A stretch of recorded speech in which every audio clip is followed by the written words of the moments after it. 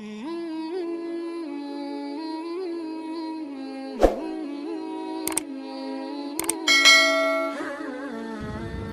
کی ایک اور آیت قرآن مجید میں اللہ تعالیٰ نے رمضان میں زوجہ کے قریب جانے سے صحابہ کو منع کیا تھا. بڑا دلچسپ واقعہ ہے. رمضان کی راتوں میں بھی زوجہ کے قریب جانے سے منع کیا تھا. ایک صحابی تھے, وہ رات میں کہیں چلے گئے, اب بڑے پریشان ہوئے, رسول اللہ صلی اللہ علیہ وسلم کے پاس آئے, عرض کیا یا رسول اللہ مجھ سے غلطی ہوئی, رمضان کی رات میں نے اپنی زوجہ کے قریب چلا. آپ نے فرمایا کیوں؟ وہ بڑا دلچسپ واقعہ ہے, بظاہر تھوڑا حیا کے خلاف بھی ہے لیکن اتنا بھی نہیں ہے. وہ کہہ رہے میری زوجہ کہیں پانی بھرنے کے لیے جا رہی تھی, ان کی پنڈلی کھلی تو میری نظر بیوی کی پنڈلی پر پڑی اور میں بس پاگل ہو گیا بیوی کے عشق میں. میں یہ اس لیے بیان کر رہا ہوں کہ جو لوگ نظر کی حفاظت کرتے ہیں وہ بیوی کے عشق میں پاگل ہوتے ہیں. جو دن رات انٹرنیٹ پر پنڈلیاں دیکھتے رہتے ہیں انہیں بیوی کی پنڈلی بھی کیا شکل بھی اچھی نہیں لگتی ان کو. بد نظری کا یہ عذاب ہے, وبال ہے کہ جو اللہ نے گھر میں آپ کے لیے بٹھائی ہے وہ آپ کو اچھی نہیں لگے گی. تو نظر کی حفاظت کیا کرو, اس سے آپ کو اپنی بیوی سے عشق ہوگا, محبت ہوگی. بات آ رہی ہے سمجھ میں؟ تو اب دیکھو کیسا روزے کی حالت ہے. رمضان میں پابندی ہے, اسلام میں حکم تھا جو رمضان میں بیوی سے امبستری کرے گا 60 روزے لگاتار رکھنے پڑیں گے. کتنا بڑا جرم, لیکن صحابی سے برداشت نہیں ہوا. صرف زوجہ کے پاؤں پہ نظر پڑی ہے تو وہ کیسے بیوی سے محبت کرتے ہوں گے, اور وہ بیوی کے بغیر رہ سکتے ہوں گے. اور آج لوگوں کے فون آتے ہیں, ہماری بیگم جس دن میگے جاتی ہے اتنی خوشی ایسا اچھا سا فیل ہوتا ہے, ایسا عجیب سا محسوس ہو رہا ہوتا ہے جیسے آزاد ہو گئے. تو میں کہتا ہوں ظاہر ہے اب تمہیں موقع مل گیا کنڈی لگانے کا, ٹھیک ہے نا, اور آنکھ مٹکے کرنے کا, تو خوش تو ہو گئے. تو یہ بھی ایک عذاب ہے جو لبرل لوگ نے جس عذاب میں ڈالا ہوا ہے نا, اس میں عورت کے حقوق نہیں ہے. عورت کے حقوق نظر کی حفاظت میں اور عورت کے پردہ کرنے میں ہے. جب مرد باہر نکلے گا سب پردے میں ہوں گی تو آئے گا کس کے پاس؟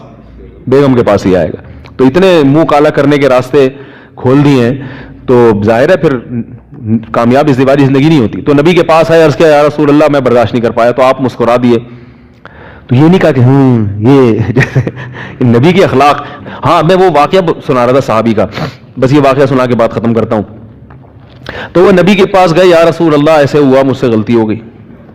تو آپ نے فرمایا کیوں؟ فرمایا ایسا ہو گیا تھا. تو آپ صلی اللہ علیہ وسلم نے فرمایا 60 روزے رکھو لگاتار. انہوں نے فرمایا ایک کی طاقت نہیں ہے, اس میں یہ ہو گیا 60 کیسے رکھوں گا, نہیں ہے طاقت 60. آپ نے فرمایا ٹھیک ہے پھر 60 غریبوں کو 2 ٹائم کا کھانا کھلاؤ. فرمایا اس کی بھی طاقت, بولو بھائی, نہیں ہے.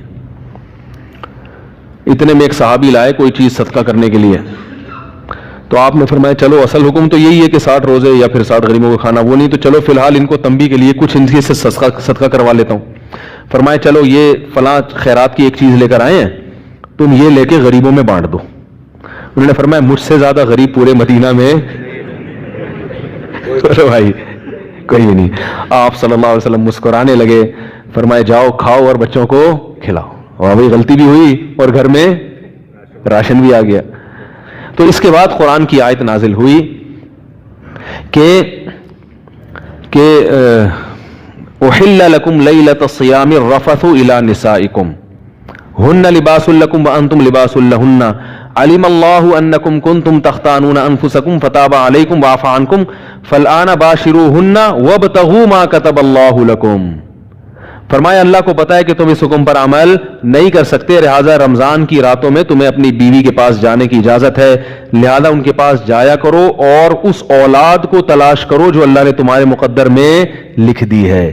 قرآن جہاں بھی بیوی سے ریلیشن قائم کرنے کی بات کرتا ہے اولاد کا ذکر لازمی کرتا ہے, یعنی تلاش کرو اس اولاد کو جو اللہ نے تمہارے لیے لکھ دی ہے.